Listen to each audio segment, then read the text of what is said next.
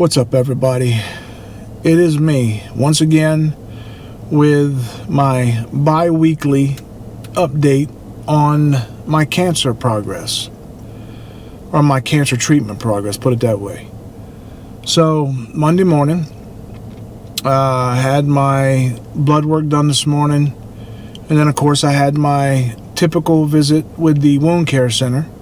Got to see all my favorite people at the wound care center. Always love to see them girls.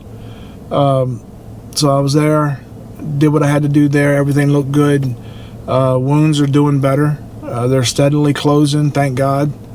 So that's a good thing. They're like, I think they said that there was like at 0.5 centimeters or something like that is what the opening is now, compared to being a giant gap that you could drive a Buick into.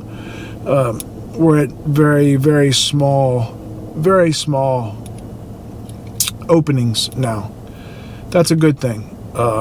So I've got very little discharge, stuff like that. And then I just got home because it's now Monday afternoon. I got home from my oncology appointment. I had a chance to sit down and talk with my doctor and find out the results of the blood work. And what it is when they do the blood work in the mornings, the oncology doctor takes a look at it, and basically he has to sign off on it after he looks at the blood work to make sure my body is able to proceed safely with the next treatment. And my next treatment is scheduled for tomorrow. Fortunately, but unfortunately, because chemo week sucks bad. I mean, sucks is an understatement. So being it's scheduled to start tomorrow, I have to clear my blood work today. So I had to sit down with the doctor, and he told me that my blood work, everything on my blood work looked very good. He was very pleased with the blood work, except for my platelets. And a normal range, I'm not an expert at this, but I'm learning a little more since I've got to do it so often. You kind of just learn by trial and error, or trial by fire, whatever you want to call it. So your platelet levels, your lowest part of your what they consider normal range, I believe, is 150.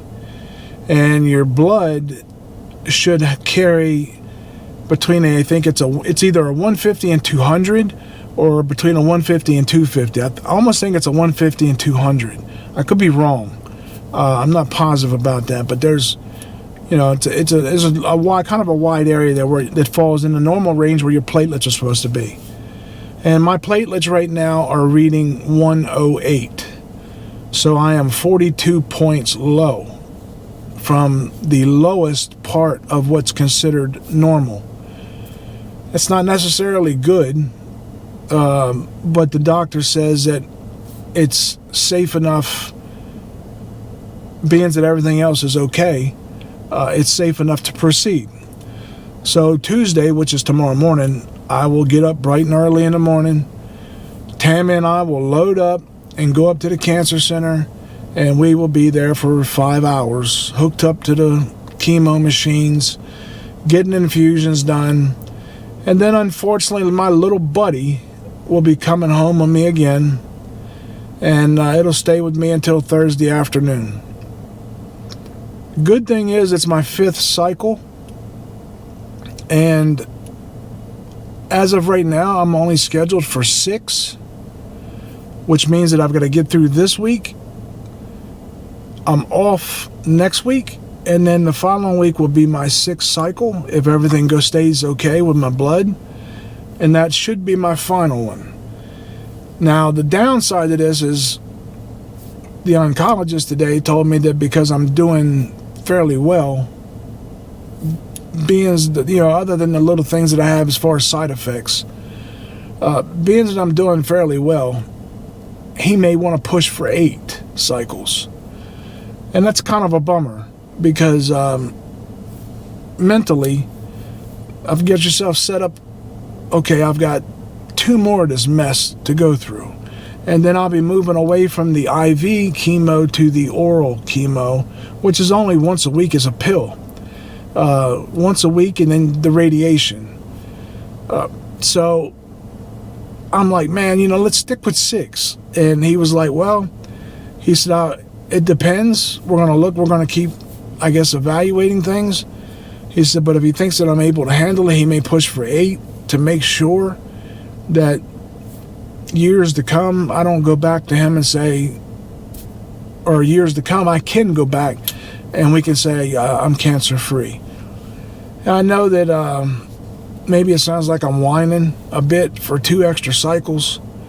But I'm telling you, man, these cycles are rough. They literally beat the life right out of you, and it's horrible. I mean, it seems like they get worse, every one. You feel a little worse every time, and I'm tired. I'm just tired. I'm give out, and I'm trying to stay positive mentally. It's hard, very hard, because you just get frustrated, and you kind of get, I'm not gonna say depressed, but anxiety kicks in a little bit, and then you just start having negative thoughts run through your brain. It kind of takes over everything. So when I say that it's starting to get the best of me, I mean it's starting to get the best of me physically and mentally. So I've got to stay focused, and it's just really hard. And I've got some really bad news that I'm going to share with you guys. But since I'm back at the Boom Boom Room, I'm going to take me a few minutes to get myself together, get whatever I need to do done, and then sit down and talk to you guys for a few minutes. I hope you stick around, because I've got some news that we haven't shared with anybody other than our closest to us, because it's hard to talk about. Just stay tuned, and I'll fill you guys in here in just a little bit. Okay? So you stay tuned. It'll be just a couple seconds on your end. It'll be a little bit on my end. The benefits of video. So I love you guys. Thank you for everything, and I'll see you when I get back. A little longer than a few minutes later. All right, guys. So I got home, got the dog taken care of. She's happy now, and got myself together so I could come sit down and finish this video talking to you guys, and fill you in on some news that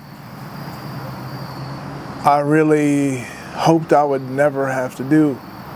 And this is the part of the video that's not really good. So a couple weeks ago, I think we're on the 3rd. We've known for 3 weeks now. So everything's going great with my health, or as good as can be expected with the chemo, everything else. And then, unfortunately, we found out that Tammy has breast cancer. And that shook me, and it hurt probably more so than me finding out, of course, that I had cancer. Me is, I'm me. I can deal with that. It's rough, but I can deal with that. But finding out that the love of your life, someone who I've, been with for 35 years, 35 great years. Now think about that for a second. I'm 52. Okay? Now I'm 52. I have been with her. She's been a part of my life for 35 years, which means that I've been with her longer than what I was single. And it's kind of hard to put those words together the right way to make it sound right. But I mean, think about that. We were 18. She was 17. And ever since then, I mean, come on, man, that's 35 years. So we both devoted our lives to each other. She's given me 2 beautiful daughters who I love dearly, have turned out to be great, public servants. My oldest one being a school teacher, and my youngest one is finishing up her paramedic school. So hopefully here in a couple months she'll be a all certified paramedic. So she'll be working with the county paramedics here in our state. So I'm very proud of both of them. They've worked very hard to get where they're at, and that's because of their mother. I mean, she would tell you that it's because of both of us, but honestly, they've got a very strong mother, and she's not only taking care of them, she's taking care of me all these years. So when I find out that she's sick, it's a shock first, and then it sets in, and then it's like, where do I go from here? And all started off, and I'll let you guys understand how this happened. So maybe that, you ladies could be on the lookout for it yourselves, or maybe we can use this to add to the experience that I'm going through, and maybe it's all about early detection. I'll tell you that. Early detection and screening is so important if you want to live. Here in Delaware, we are in one of the heaviest cancer populated states in the world. Not just the country, but I mean, if you look and did the research, Delaware, the Eastern Shore, and that's because we've got nuclear power plants, we've got chemical plants. So there's so much stuff here, and I'm not blaming anybody. It's just a coincidence, an awful good one, that we live in a high cancer rated area. So Tammy found a lump in her breast, and it felt like it was about the size of maybe like a peanut M&M. And we were like, oh, well, it's probably because she gets her mammograms every single year. She never misses her mammogram. She's very, very good about that. So that's why she was so hard on me about getting to the doctor, because she goes and she tries to take care of herself, and I'm the one that don't. But we found it, even though she's had her mammogram, so we thought nothing, no big deal. It's probably a cyst, so that's what we thought. And so we were like, no big deal. And then so she went and got tested, and she had went to the doctor, and he felt that he wanted to give her a biopsy. So she went and had her biopsy done. And we kept everything on the down low. We were the only ones that knew what was going on other than our girls. And when we got the biopsy report, Tammy is stage 1 cancer. And so it kind of messed me up a little bit. And thank God she caught it early. It's still not a pleasant thing. But when she went and saw the doctor explained to her that because of her finding it early, she won't need chemo as of right now. She's got to go this month for a MRI, which will confirm everything, what they need to do, and then they'll set up her surgery. But she's going to have to go through surgery to remove this tumor, and then they were going to, as of right now, the game plan is for her to have several sessions of radiation, but no chemo, unless things change. And cancer is very unpredictable. So we're going to think positive, but the reality is the MRI could show where she may need chemo, or it may be bigger than what they originally thought. This thing was in her breast, they believe, even when she had her mammogram. But because it was just hidden, couldn't see it. So the mammogram never picked it up. And until Tammy, because she checks herself quite often, because we're at that age. So she found the lump, and it just popped up to where she could feel it. Hadn't caused her any issues or anything like that. It didn't hurt, so she says. And then, of course, that's how she found it, and that's how we're here. But yes, unfortunately, my wife, the one who I love more than anything in this world, other than my children, and that's a different kind of love, of course. But she's my rock. She's the one who does everything. She holds our family together. And she took care of me when I lost both of my parents, and didn't hesitate. She's just that person. And she is, I have no problem saying it, she is the one who fixes everything in our family. And this is something that she can't fix. I mean, we have to pray and hope for the best, because it's in God's hands. And that's all we can do. But who in the hell would ever think that a husband and a wife would have cancer at the same freaking time? It blows my mind. I'm trying to keep things together financially, and it's expensive, very expensive, to go through cancer. Even when you got insurance, you got co-pays, you got all that stuff you still got to pay.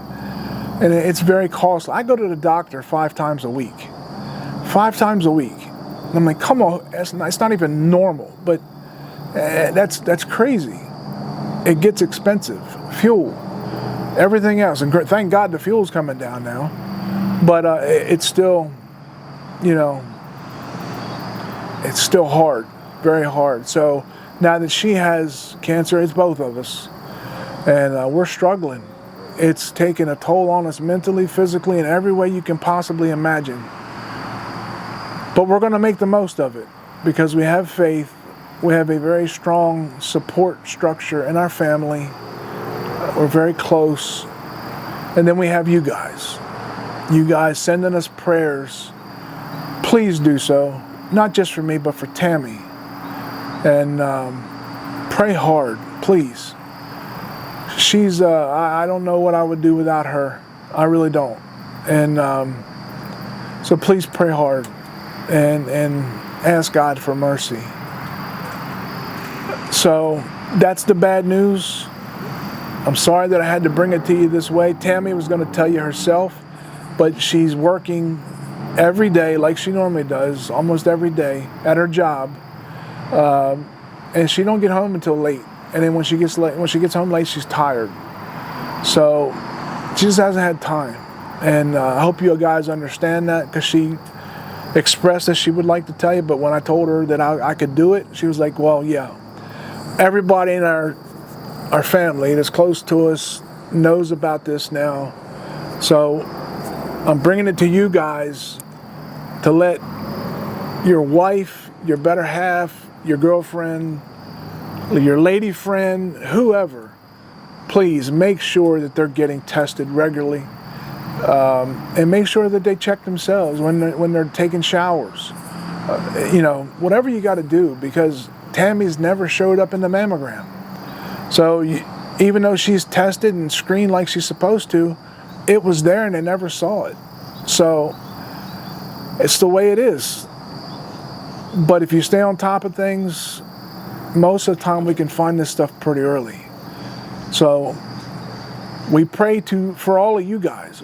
Tammy and I both pray hard for all of you guys and hope that you guys never have to go through what we're going through. And if you have gone through what we're going through, God bless you. And I hope you're doing fine. I hope you're recovering or in recovery, remission. God bless you, because it is extremely difficult.